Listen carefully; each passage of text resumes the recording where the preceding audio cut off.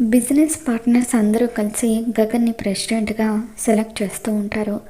ఇక అప్పుడే అక్కడ పార్ట్నర్గా ఉన్న ఒక వ్యక్తి ఒక్క నిమిషం అంటూ వాళ్ళని ఆపుతూ, ఈ కంపెనీలో 50% పైగా షేర్స్ అన్నీ శరత్ చంద్ర గారి పేరు మీద ఉన్నాయి కాబట్టి ఫైనల్ డిసిషన్ ఆయనే తీసుకోవాలి అని చెప్పి అంటూ ఉంటే, అప్పుడే శరత్ చంద్ర, భూమి, అపూర్వ ముగ్గురు కలిసి అక్కడికి వస్తారు.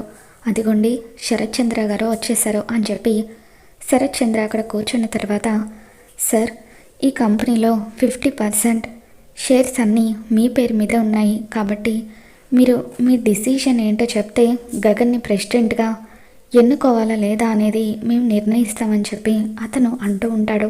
ఇక దాంతో శరత్ చంద్ర లీగల్గా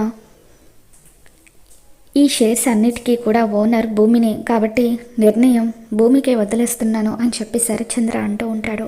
ఏం చెప్పాలో అర్థం కాక భూమి టెన్షన్ పడుతూ ఉంటుంది.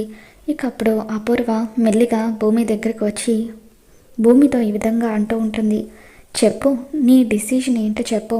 నీ ఓటు మీ నాన్న వైపా లేదంటే మీ నాన్న అంటే పడని గగన్ వైపా అని చెప్పి అంటూ ఉంటుంది.